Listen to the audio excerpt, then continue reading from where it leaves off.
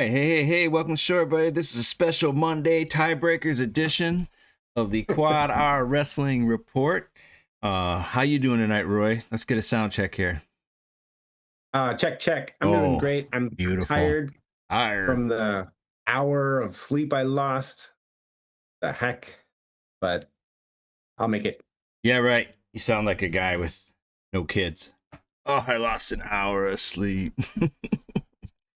Yeah, we gotta toughen you up, man. Yeah, that's what I say for sure. So, yeah, welcome everyone. Obviously, exciting weekend of wrestling. Wanted to jump in and do a show. We were a little run down, tired yesterday, so decided to push this out to Monday. So this is the 18th wrestling podcast recap that you get to hear. So we benefit from listening to everyone else before us, but absolutely welcome everyone. Should be a lot of fun. Let's go ahead and you ready to get rolling, Roy? I'm ready. I'm ready. You got somewhere to be, right? Can't go too long. I got my pen gear on. Yeah. They look good. That was fun. They did. So tonight's lineup, 57 kilograms. We got Roy's recap. 65 kilograms. I'll give you my recap. At 74, we're going to break down what went right and wrong in the great state of Michigan this weekend from a wrestling perspective. A little bit of rumblers and tumblers, not a whole lot this week, I think. Clips and picks, and then I think we're skipping appellate court. We're past that now. We're into the postseason. So, yeah. Push the button.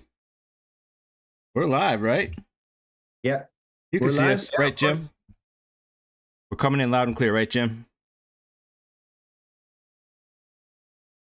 Audio. Audio is all good. Yeah, it looks good. I think we're good. My computer's a little quiet, but I can just hit a button and fix that. Yeah, we're good. All right.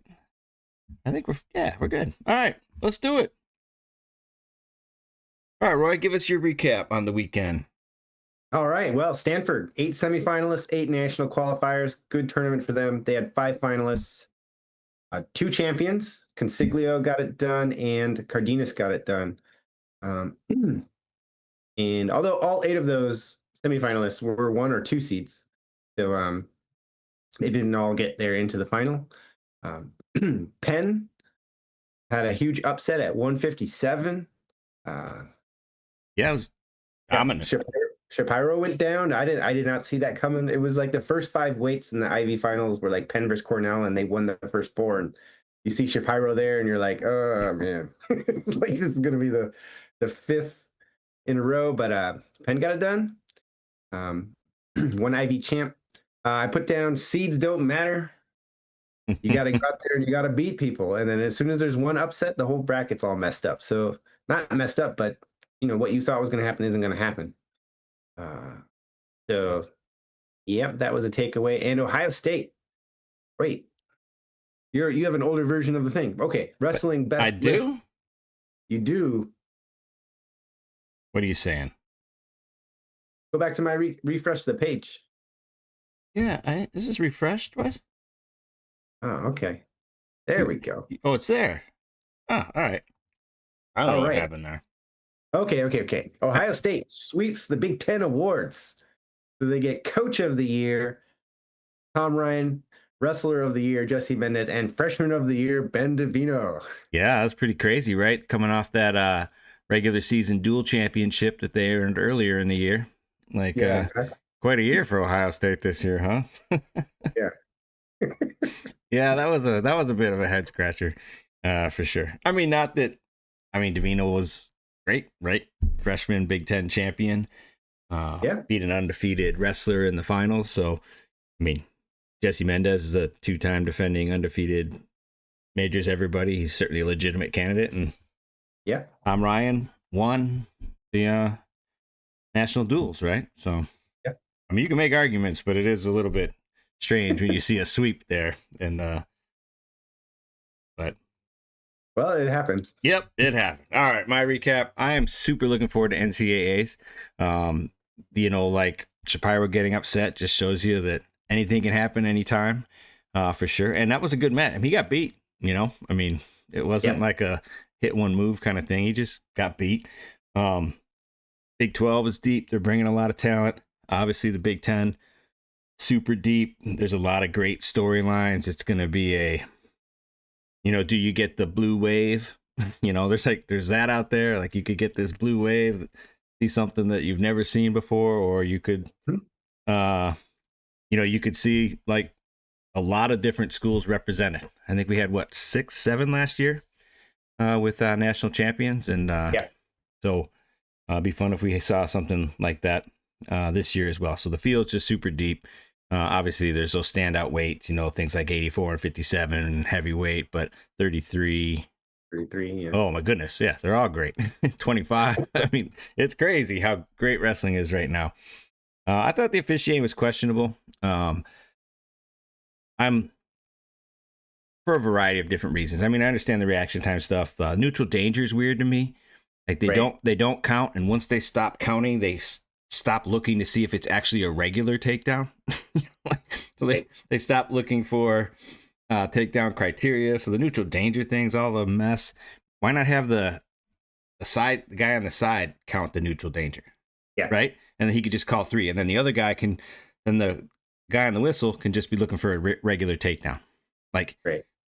Can I ask you just a clarifying question? Yeah. Because we both watched a lot of wrestling this year. How many times did you see somebody actually score a neutral danger point? I think it's around 5, I would say. Around 5? I think I saw 2 the whole year. I'm going to say plus or minus 2 on 5. So, okay. Yeah. So, people don't even try. That it's so strange. I don't think anyone, well, I shouldn't say anyone, but I don't understand it very well myself. It's 90 degrees, right? And a lot of times, it's 45. No, near fall's 45. I think neutral danger is 90. Oof. I think, Jim, isn't it 90? I think it's 90. And like they let guys hang out there, like at 90, and I'm like, man, I don't know. Yep. So, and stalling is so weird. Like it's so dumb. I mean, like, if I was Nebraska, like I'd be like, they hit Antrell the first time PJ Duke like got him at the edge, and then Minto like literally Levi Hayes just walked backwards off the mat in this match with Minto, and it's like nothing. I mean, it's just so weird. And those are just 2 examples that I just really saw that was like too early or too late. It was right. I mean, everybody wants call more stalling, but like they're no good at it. Yeah, it's definitely gotten worse. And but I just think that like it's a weird thing. I mean, how can like all these matches go to like tiebreakers without a single stalling call? That's literally like almost 7 minutes on their feet. Yeah. You can't tell me that somebody wasn't stalling with no scores and 7 minutes on their feet. But anyway, I'm hoping that's not a storyline at Nationals, right? I mean, let's hope that the refs kind of get together and like come to an understanding about what, and the other one, I mean, the position where the guy's just got a leg and the top guy's got a crossface and they take forever to call that position. And I'm just like, just call it, give the points. Like, anyway, here's for awesome officiating in the finals. Awesome. Well, all right. Go ahead. Everyone's talking about the officiating, but the rules are the rules. And I personally feel like it's the rules that are the problem, not the officials. Yeah. But we're talking about the same thing, the same issue, but I think it's the rules, not the officials. Yeah. My take. I saw a lot of people asking for like traditional stalling, which is like totally on the judgment of the ref. And I honestly, I did think that was better now that I've seen what it is now. Yeah. They tried to come up with objective standards for what stalling is, and it's well, I don't want to make the whole show about my thoughts on this. Maybe next week when we have like no wrestling, I'll say more about it. But I would say a push out rule would be an objective standard that took away a lot of those subjective calls. I'll just say that.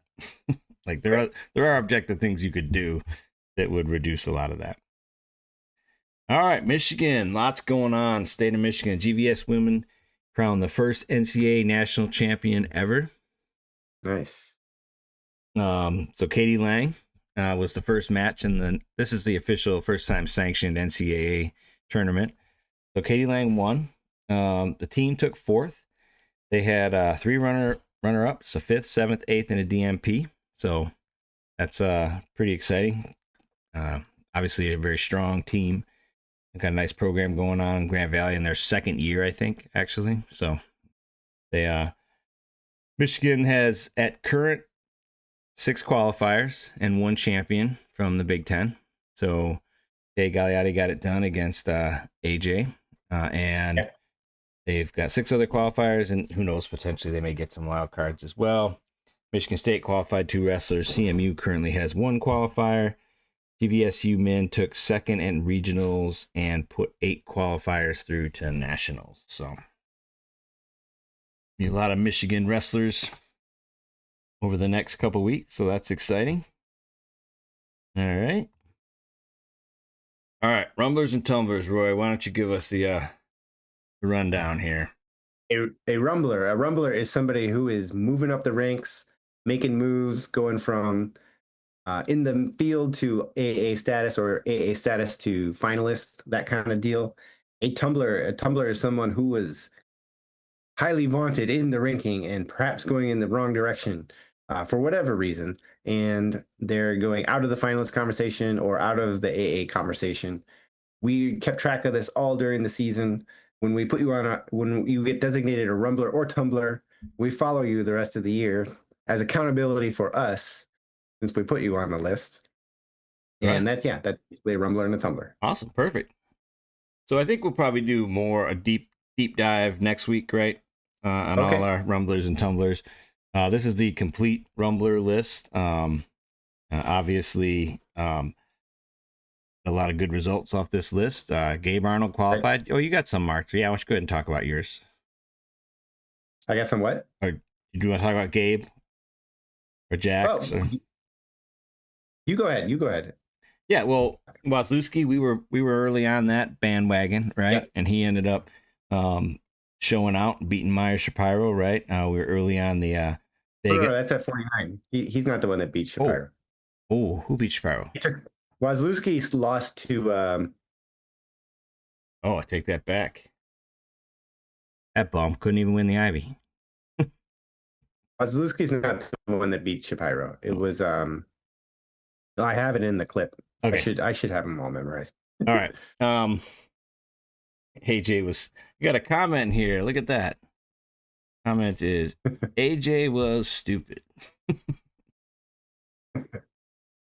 Yeah, I guess I was right there. He was 30 seconds away from winning a conference championship in 3 different conferences. Pretty impressive feat. And then yeah, I'd say in retrospect, we can say that probably was a dumb choice from Mr. AJ Ferrari. But anyway, so, over the course of the list, so we got Rocco Welsh on this list. We got Cody Merrill. Joey Blaze obviously had not the Big Ten tournament he wanted. But anyway, those are our rumblers. We'll break this down more before we let me point out Consiglio was a rumbler and he was an ACC champ. All right. Good for him. Yeah, Aiden Sinclair, another champ. Yep. And tumblers. We should point out some of the ones that did well. For the tumblers? Yeah. Yes, we can. So, Cardenas. Like Lachlan McNeil. He seems like he's putting it together, man. Yeah, him and Drake Ayala. Him and Drake Ayala. Drake got on the list early. Swiderski got on the list early. He's a Big 12 champion. McNeil and Ayala took third, right? Luke Lillidahl, almost won the Big Tens. He was this close, our guy Luke. That was when he lost to Desmond. That's how he got on the list, right? Yeah, he got on the list for that. He got on early. Tyler Knox, finalist, right? Yeah, he's a finalist. Mm-hmm. He got worked by Seidel again. Spratley won the Big 12s. Yeah, right. That's right. And he's coming into form. He's looking great. Brock Harley. Mirasola's looking good. He lost to Keeter and he lost to Tay Galeotti, but heavyweight in the Big Ten is crazy. Yeah, I'm not sure why AJ took that shot, but he had to be feeling something. Right. He didn't want to stand there, so. He's like, I majored him at NDI, man. I'm gonna do it again. Or he had a did he have a stall? He probably had a stall. Maybe he didn't. I don't know. It was a weird situation. But yeah, so Connor Mirasola did okay. I mean, I guess he's still a fringe AA guy to me. But Nico Provo beat V Rob. Again. He's one of our tumblers, right? Again. So yeah, for sure.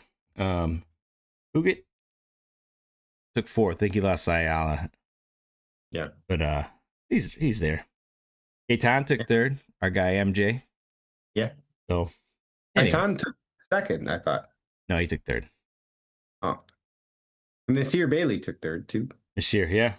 And he seems like he's got to do it one more time before we can say he's rounding into form. But he had a great Big Tenth. Yeah, he looked good. He definitely looked good. Strickenberger, Schauber, still struggling a little bit. But yeah, a lot of these guys turned it around. We should pair them off the list before the tournament. All right, who were your rumblers this week, Roy? All right, I got Drake Ayala, Nico Provo, two guys that I think are, I don't know, they were tumblers before, so I've like put them into rumblers. There's always like somebody that like didn't have, or maybe they dropped a few matches here and there, or maybe they just didn't have a great season, but they seem like right before NCAAs they're putting it together. And these two guys, from watching them this weekend, I think are really getting into form. Yeah, I mean, Ayala beat Bird.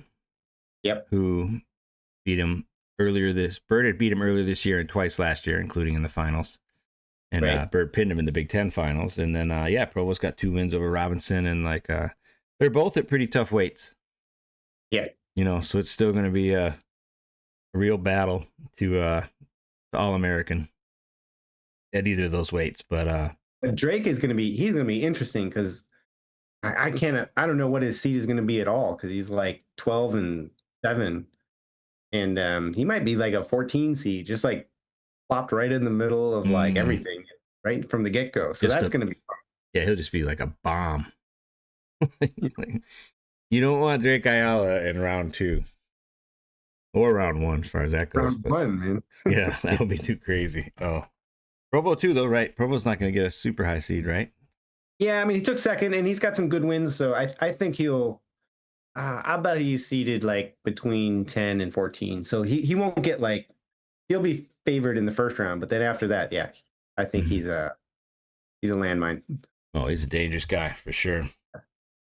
Yeah, I pushed this week like you did last week. I mean, I felt that like I didn't have nobody really jumped out who wasn't already on my list or off my list. I mean, I had a couple last week that I felt like Stephen Little and stuff like that, kind of stout, that showed out to be not bad rumbler picks or something. But and I also saw that your tumblers, you already had Lucas Bird. So if Ayala's going to be, where do you see Bird versus Ayala? That's the interesting one. But go ahead and go through your tumblers.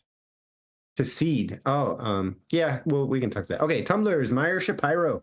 I can see in the clip, like he didn't, I mean, you said he got beat, and that's true, but he didn't look right to me. And we'll watch a clip later. I don't know if he's healthy. You with Meyer Shapiro, you always got to wonder if he's healthy. And well, he's probably somebody that a lot of people would have picked to be a national champ if he had taken first place at the Ivies. Right. But no, I don't know how many people are going to. I mean, he could beat anybody on any given day, but 3 days in a row of healthy top level wrestling, we'll see. I don't know. I'm putting him on the Tumblr list. But he always places, right? Took third. He took third concussed. Yeah. And then he took fifth out of a coma. so he doesn't have to be that healthy to place. He does get it done. I also put Lucas Berg before Big Tens. I was like, he's undefeated. He's returning national champ. We got to see him against these freshmen. And now I'm like, oh, I don't know. Jack Forrest might just tech him. Yeah. I I mean, I think he can get back Drake Ayala, but like, Yeah. I don't really want to see as a native Illinoisan. I don't necessarily want to see Bird versus Seidel Yeah. or or Bird versus Forrest.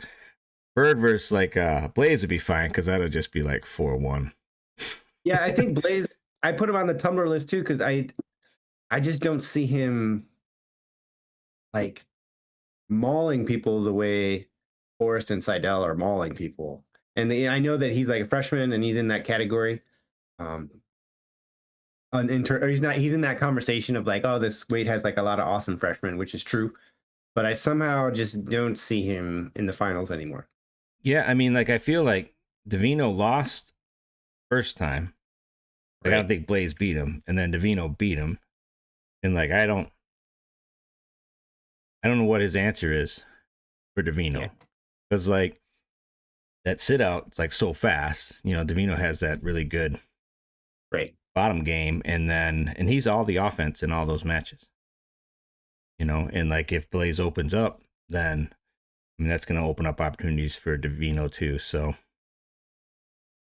yeah, I think it's like we got a comment. Don't count out Meyer Shapiro. Like I said, I 100%, I 100% think he's going to All American, even if he does get knocked out. Right. That's what he always does. He's definitely good, but yeah, he's yeah. I feel like this is not a Marcus Blaze isn't going to AA Tumbler. This is Marcus Blaze isn't going to win the title Yeah. Tumbler Exactly. for sure. Exactly. I still think he's a top 5. Yeah. Yeah. Oh, he's a very good wrestler for sure. All right. Clips and picks, Roy. What do we got here? Start out with you. No splits. Yeah. This is just the end of the AJ Ferrari match. Right. Now it would have been classic had he done the splits. Yes. So For some reason, that clip, by the way, that's from Infrarest. Oh yeah. For some reason, that clip starts with the hand raise, so it takes a little bit of the suspense, but we all know what happened. So it was a chance to make history there. 3 conference championships in 3 different weight classes. Right. Well, but didn't happen. 2 weight classes, but 3 conferences. I meant yeah. Mm-hmm. But anyway, so I thought I'd post that, and I was kind of looking forward to tapping off Big Tens with the splits. Yeah, but didn't happen. And he didn't do it in the semis either. Man. Oh yeah, he's you know every victory at the NCAAs now is going to be Splitsville because I don't know, man. Like you can't take the risk. If you do it though, does that mean you're not confident you're going to win your next match? You know, I think that's why they didn't do it in the semis. Yeah. So I had Ohio State. We talked about this already though. But they had put up nice little graphics, so they they're all Big Ten team. So Ben Davino, Jesse Mendez, and Ethan Styles. And then Coach of the Year, Tom Ryan. Freshman of the Year, Ben Davino. And Wrestler of the Year, Jesse Mendez. So kind of weird. Right. Whatever. The Bash described it as Penn State fatigue. There's probably some truth to that. Yeah. All right, just like last year, what do we got? All right, this is the clip everyone's been talking about. So this is Clay versus Rocco Welsh. Jim Scott says, "No way, this is a takedown." Yeah.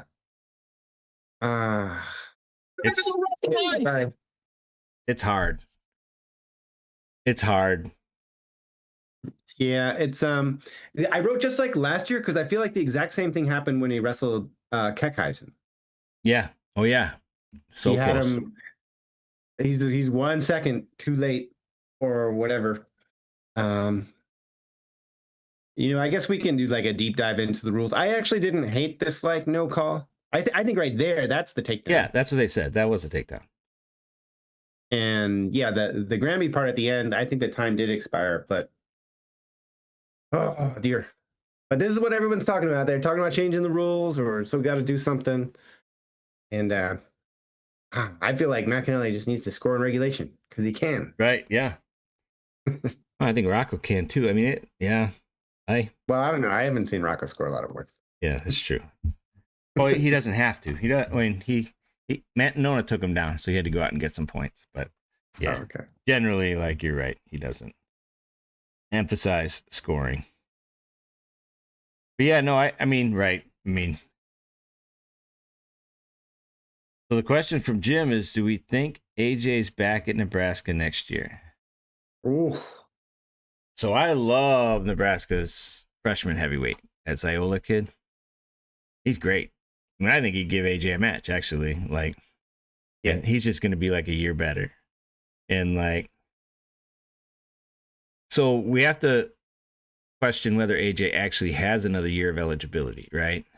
Right. That is, I don't know if that's official. I'm sure in AJ's mind he does. You know, maybe. That's a lot of like, yeah, he's a lot of like, sucks up a lot of the oxygen, I would say. You know, of a team that's going to be really, really good, right? I mean, like, they've got a great young heavyweight. They don't need AJ Ferrari. They like Cam McDaniel. AJ claims he's sticking around for the Olympics, so I would assume he would be cutting back down to 97 for the Olympics. Would be my thought. Yeah. You know, I mean, he's kind of like just inflated. He's an inflated heavyweight. He's a big natural 97 kilogram guy. Right. Certainly 97 kilograms, if not 197 pounds. So yeah, he definitely would be. So I don't know. I think that like if he wins the national championship, then and has eligibility, they'll keep him around. But that would be the only case. I would wonder. Yeah. So we're coming into like Olympic red shirt time though, right? I don't know how Ziola does some freestyle. I don't know if he like qualifies for like an Olympic red shirt because you could get like that kind of scenario going too. But hasn't he already taken one? AJ has, but I'm talking about Ziola, so he's not burning eligibility. Oh, Ziola. Okay. So I think if he wins and has eligibility, he'll be back. But if he doesn't win, then I'm gonna say no. Right. Because that's just a lot. Yeah. And then both those things are like probably 10% propositions. You think it's a 10% proposition to win? Yeah, I would say yeah. Yeah, 10. I think 10 is generous actually. And then eligibility is like that's going to involve lawyers and stuff. And yeah, Jim's question is he worth the trouble? I guess my point is, if he wins national championships, he is. Right. That's the deal. So yeah, I know he says he's a junior, but he also won his national championship the same year Carter did, his first one. So right, and Carter won 5. So right, you can put anything on a website, so you can put JR next to his name, but there's definitely questions about how long he's been wrestling. This is year 7. You know, so yeah. COVID year was free, right? So yeah, I don't know. Maybe he thinks he does. I think he thinks he has 2 more. So did you see this bite thing at all? Is this the women's? Yeah. I did watch the clip. I found it confusing because I was like, when did the bite happen? So and then I find out later. Go ahead. Flo's got interviews with both the coaches. Like so they're worth watching. So what happened is this girl hurt her elbow really bad. And while she was like writhing in pain, she bit herself. And then really? Yeah, because that's her biting herself right there. So okay. But it was more like, if you're like, if they're gonna like amputate your leg and they tell you to bite on a pencil or something, like this was like not necessarily an intentional like bite thing. But then the trainer alerted the ref. And then the ref's like, and they went back and watched the tape, and they didn't watch it. They watched the tape of the action, and they said like this girl's mouth was never near her arm, so the other girl must have bit her. So they rated it brutality. The other coach is like, no, we'll just take a caution in one. I think they knew that they. And then it went to like a judge. And then the judge kicked the other girl out of the tournament. So he had a choice of kicking her out of this match or kicking her out of the tournament. Yeah. He kicked the girl out of the tournament. And then it all came to light that like that's not what happened. Oof. And then yeah. But I mean, so I guess it's really sort of like the coach of this girl was like admitted that his trainer like showed the bite mark to the ref. Right. And like that's literally the trainer sitting there watching like her bite herself. So, Man, this is like, yeah, this is sketchy all the way, because how can the ref never ask you, hey, did that person bite you? There's right. no way they went through this whole sequence of things and watching the video and making a ruling, and no one ever asked, hey, did that person actually bite you? Right. So there's no way that she's just laying there and all this happened without her saying something. And there's like, I don't know, that whole story is sketch to me. Then, and putting it on the trainer, because the trainer is like, what are they going to do to the trainer? You're like, you can't be the trainer for pre-duels or something, Right. Yeah. So that's just like not good, not a good look for the first women's championship, and also that's what people are talking about. Uh, Man, and sometimes a guy will get slammed and take the win, Right. and people kind of like look down on it, but this is like next level. If you like, If you're literally biting yourself, then yeah. I don't know. It's crazy. It's worth watching the two interviews, but like there's like a lot of people trying to write their own narrative post. I mean, yeah, the coach of the girl who got eliminated, like, the guy's like, well, I can't find anywhere in the video where she bit herself. And he's like, well, did you see our person bite her? And he's like, well, no. And he's like, well, how can you like right. call something you didn't see? It's like, Yeah, I don't know. Bad. All right. Triangle choke. triangle choke, the illegal move that everyone was talking about. Wait, who's that from again? Oh, sorry. Yep. This is from Filthy Cards. Guilty It's Cards. Soriano's Burner originally. Soriano's burner originally. Yeah, Okay. Yeah. So yeah. So here's Minto, and they're gonna call this an illegal hold in a moment. So there's the figure four, and then he lets go. Yeah. What do you And think? There's no reaction time on a figure four. right. So that was something people were talking about, that this gets called instantly. Now, personally, I think he totally used that, changed the position, and then let go. Yeah. This is another situation where I'm okay with the call, and it's not about how long you held it. He definitely used it to change the position and then let go.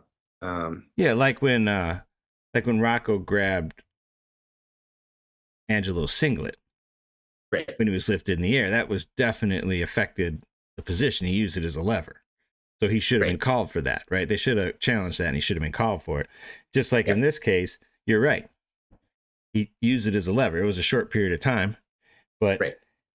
this is like he lost the match to Facundo because he head scissored him. Yeah. So like that's partially like I mean these refs watch matches, like they're like, so on some level, like that was a pretty big match at National Duels. People know about it, right? And so, Right. you're going to be harder for you to get away with it. No, and I think you're definitely right. He definitely used it as a tool of leverage. And he's a big, strong guy. Yeah. I mean, if you're Levi, you're moving with him. Right? Just Yeah, exactly. for your own So, health, you're just going to stay there and like move with him, like for sure. right. And so I actually don't have a problem with this call. Nope. It's another example though of something that people were on the refs about. I think there's some truth to like these jujitsu moves where they don't. I mean, he didn't hurt him. He didn't choke him. I don't think he choked him at all. But they're like a centimeter away from doing real things, and then you have to react to that because Right. Mm-hmm. you're not gonna like die for wrestling or like be crippled or whatever. And so Right. like, even like the threat, so there's like that line of what's legal and what's not legal, and that to me that's definitely illegal. Yeah, I agree. Because he used it to force a position. Yeah. Like if he just touched. Yeah, if he was clearly swinging his leg to just like move it around, like to do the splits defense, like a lot of people do, Yeah. and his toe touched on the way, that'd be different. But he definitely like hooked it. Yeah, he hooked it. And yeah. Sure. Agreed. And I mean, I think we're going to see this match again. I think these are the two best guys. Yeah. And it's a super close match. I think he's the biggest challenge to Haynes out there. Yep. And I would not be shocked if he got him. You know, I mean, just because get 3 cracks at somebody and you're good, you might get them. Right. Tie breaks. Oh. Ooh. This is another one people were talking about. This is Vega This is versus from this is Saturday Night Lights. Yep. From the north side of Chicago. And there was also some, let me see if it's in this clip. I think actually that the thing, oh, right here. Okay, this is definitely stalling. Definitely Right. stalling. They count Definitely super stalling. slow. It's not just that he's counting slow, but if you're counting and the guy goes out of bounds when you were on 4, and you can audibly hear him say 4, that should be like auto stalling. You don't get to like do that. And so I was upset by that. But then I think earlier in this match, there was another situation where actually Enchimendia got a favorable call. Oh, yeah. He had a takedown. Vega had a takedown. No, I wish I had that clip. I spent like half an hour looking for it, and I was like, I'm giving up on this. But I don't think that was a takedown. That was the exact same situation where they called the 1 too soon. I think Not a Wrestler posted it. Yeah, okay. Yeah, Vega's good. Yeah. So anyway, that came down to tie breaks. This might be another third time's the charm match. Because it seems like it's getting closer. There's not more separation. There's less separation. Yeah. So Vega wins 2 nail biters against Enchimendia this season, and they're likely to be the 2 and 3 seed, I think. Yeah, and sign me up. Yeah. I mean, I love, that's a great match. It's fun every time. Yeah. I mean, super fun style clash and like just 2 great athletes, you know. Yeah. So, I'm down to see that one again for sure. Uh-oh, something's wrong. What do we got? Oh, this is Shapiro. Just look at the way he gets taken down here, man. I just, that's not like, that's not him, you know. He just like easy spin around, and yeah, and he never really mounted a comeback, right? Like in my opinion, he never. Yeah, just so he kind of falls over. I was like, yeah, something's wrong. Yeah, but I mean that guy, right? He gets concussed when like the coach slaps him in the ear before the match, man. You know, so like it's a you never quite know, but he but that's a great win for Swisher. Sorry, Swisher, not Liz. It was Swisher. He's tough. That guy, he impressed me. I mean, yeah, whether Shapiro's at 70% or not, like he's a strong kid, and you know, definitely sees the opportunity and yeah. So this is interesting now though, because he only wrestled half a season, and now he took a loss to like a number 20 guy. Right. So where does he get seated? I mean, you could argue him all the way down to like 6th or 7th. Yeah, right. I mean, definitely like 10-1 or whatever he is, you know. He beat Larkin though, and Larkin is good. Like that's what's going to keep him highly ranked. Yeah. Because I feel like Larkin's the champ, like the Big 12 champ. Larkin's going to get a top 4 seed. Meyer beat him, so I don't see Meyer falling past like 5 or 6. I mean, you got Duke, right? Yeah. Duke, Antro, Larkin, right. Cannon Webster. Did you see that comment? The guy from Sunnyside High wins. Nice. Yeah.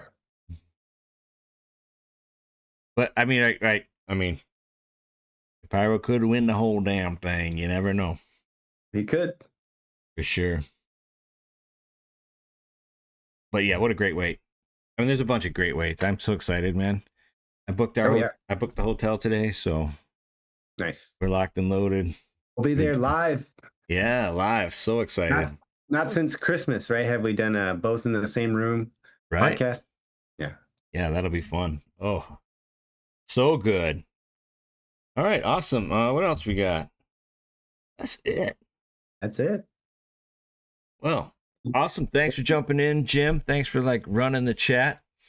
That was super cool, super fun. Thank you. Are we doing a show Wednesday?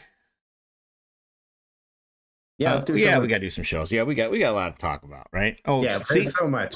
We got rafts and all the stuff that's not results, we got to talk about. They said Seeds coming out Wednesday. Seeds come out Wednesday. Oh, well, that's a lot. Yeah, that'll be right. Especially since seeds don't matter. Seeds don't matter. Oh man. Awesome. Super fun, man. I don't have anything else, Roy. You want to take us out? All right. Don't forget, toe the line in everything you do. Like and subscribe. QuadR out.